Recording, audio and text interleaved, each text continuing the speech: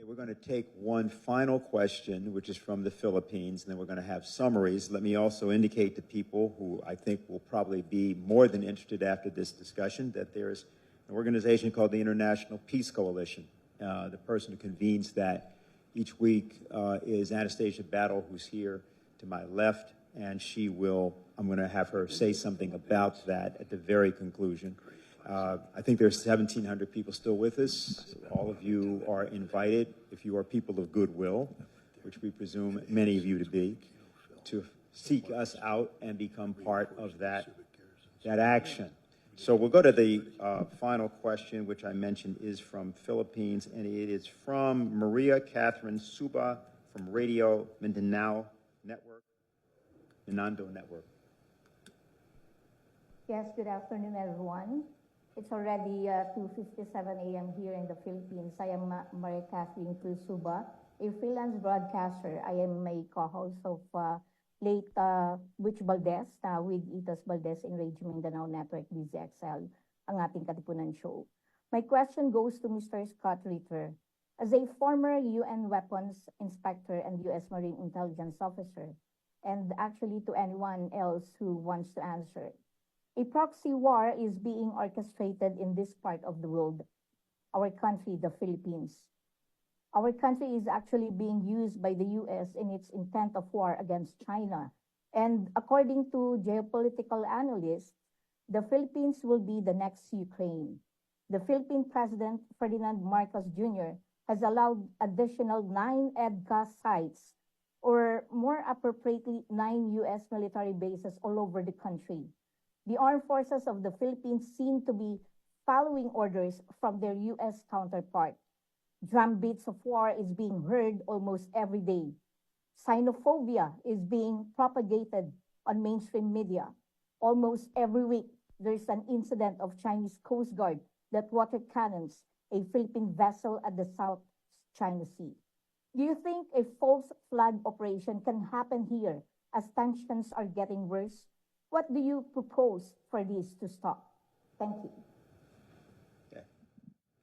Well, thank you very much for the question. Just so you know, I have a little bit of background in the Philippines. In 1986, I was deployed there as a platoon commander to reinforce the Subic garrison after the fall of the Marcos regime. There was concern about the new People's Army. So I have a warm spot in my heart for the Philippines. Let's build upon what Colonel Wilkerson had said earlier. The United States is incapable of fighting a sustained conflict against a peer-level force. The United States cannot fight and engage China and win.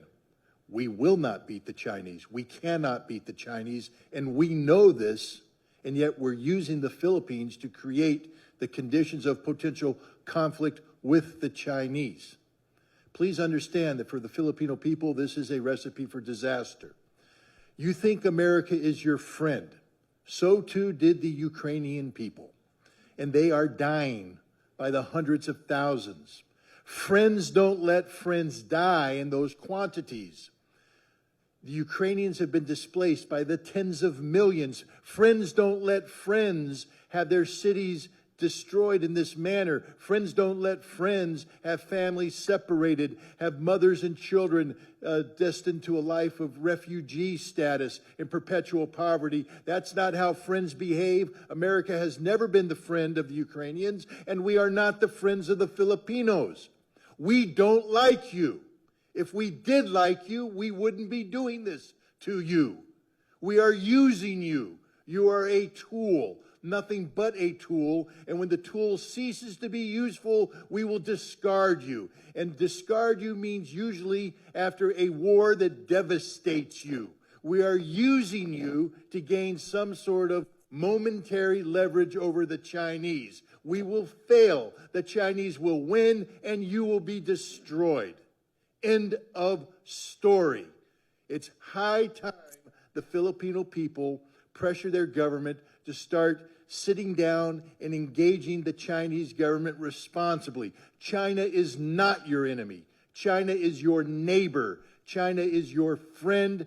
China doesn't want war. And if you would engage China in diplomacy And as we've all indicated here, America has long since lost the skill set necessary to carry out diplomacy, but the Philippine people can reignite this, to relearn it, to use this skill to prevent a war. But if you continue to behave as colonial subjects, and I know that's a sore subject in the Philippines, because you were the colonial subjects of America. We still view you as our colonial subjects.